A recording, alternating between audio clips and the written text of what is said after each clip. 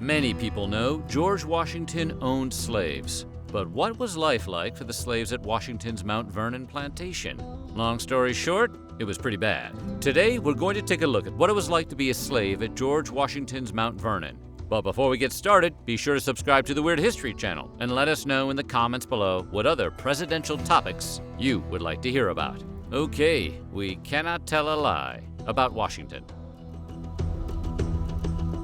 Washington's slaves were expected to work 6 days a week, with most slaves having Sunday off. On top of their chores on the plantation, they also had to manage their living quarters, grow and cook their own food, and repair their clothes. Many enslaved people also produced goods they could sell for money.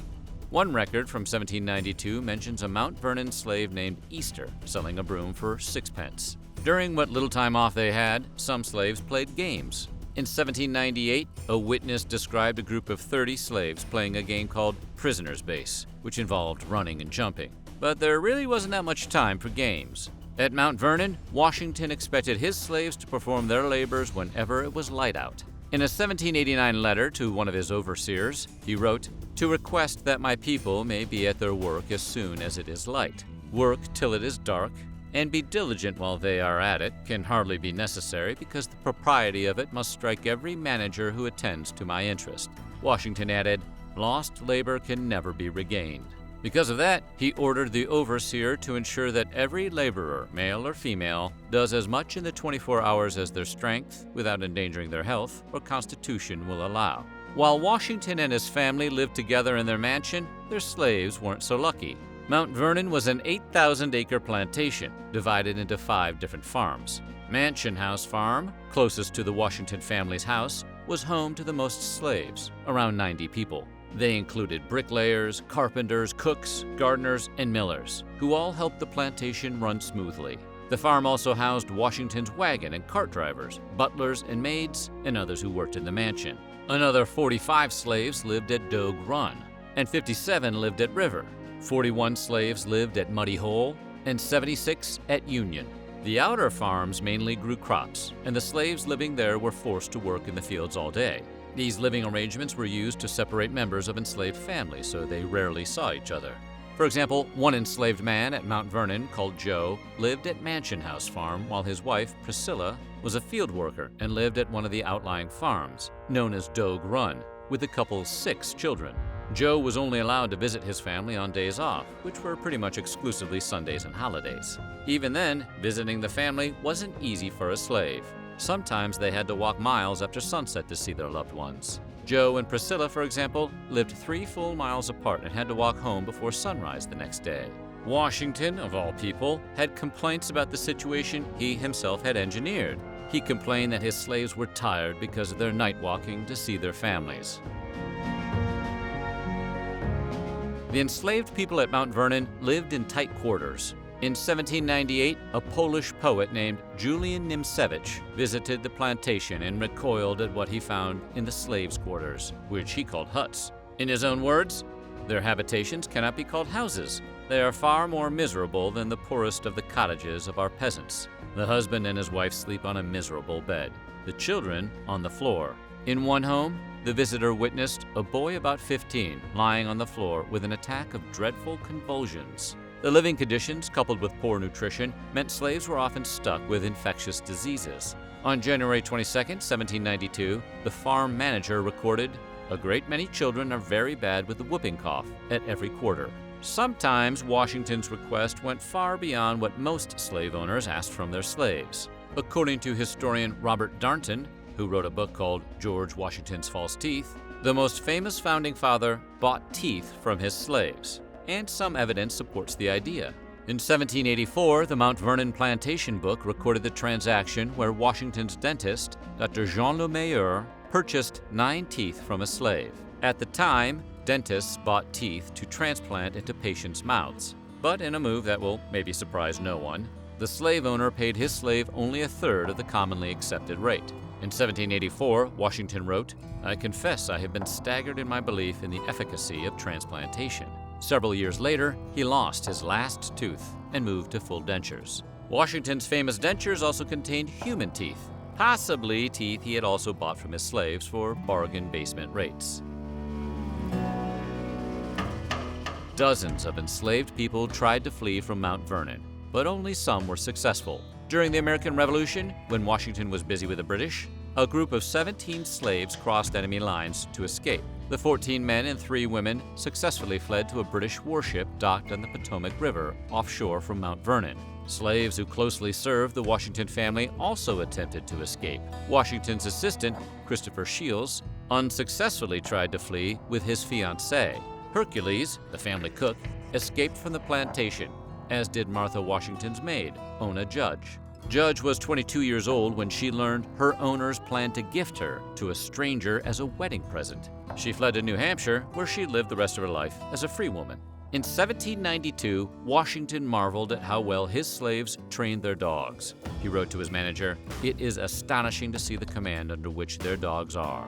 But he was also suspicious. Washington suspected the slaves were using the dogs to steal sheep at night, which they then sold on the black market to make extra money. Getting himself on the bad side of the ASPCA or any pet person, Washington ordered his manager to round up the dogs and kill them. If slaves were caught with unauthorized pets, they were punished on Washington's orders. It's worth mentioning Washington wasn't the only founding father who hanged dogs. Thomas Jefferson also hanged his slaves' dogs as a punishment. Have they never heard of John Wick?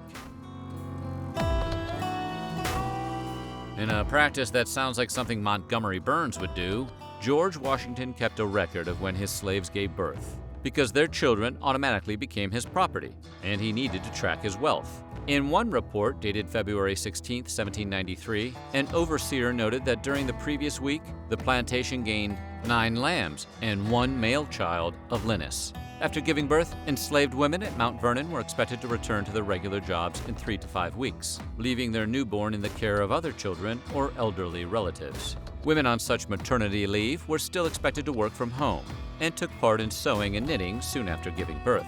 Slave children received no formal education and were expected to work on the plantation as soon as they were physically able.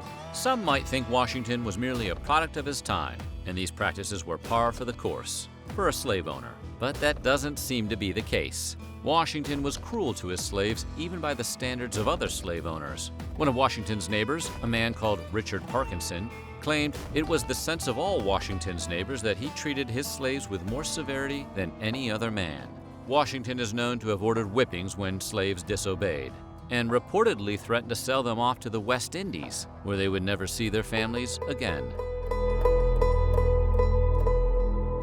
In 1799, when Washington died in his Mount Vernon home, his estate housed 317 slaves. Washington inherited his first slaves at age 11, when his father died and left 10 slaves to his son. Washington and his family owned more than 500 people over 5 decades. He also interacted with hundreds more throughout his life. In addition to the hundreds of slaves living at Mount Vernon, there were many other slaves in Fairfax County, Virginia. By the time Washington helped win the American Revolution, more than 40% of the population in Fairfax County was made up of enslaved people. Mount Vernon slaves frequently resisted their enslavement. Some fled to permanently escape slavery, while others resisted through subtle methods, such as faking illness or working slowly. Some misplaced or damaged tools or equipment as a form of protest. It was difficult for masters to prove that slaves were passively resisting. Slaves also resisted by stealing from the plantation. Washington's overseers often accused the slaves of stealing tools, rum, food, and fabric. In 1794, Washington advised a woman planning to open a shop to avoid dealing with slaves. He wrote to his manager that if she deals with them at all, she will be unable to distinguish between stolen or not stolen things. At one time, Washington lived in Philadelphia, where Pennsylvania's Gradual Abolition Act ordered enslaved people to be set free after 6 months in the state. However, Washington used a loophole to avoid losing his own slaves. Every 6 months, he made sure his slaves left the state to ensure they could not use the law to their advantage. Over time, Washington's ideas on slavery evolved. In his later years, the president privately became convinced that slavery as an institution should gradually end. When he wrote his will in 1799, Washington included orders to free his slaves after Martha Washington's death. However, because Martha technically owned the majority of Mount Vernon's slaves through her first marriage, Washington couldn't actually free all of them. The will left Martha afraid her husband's slaves might try to kill her.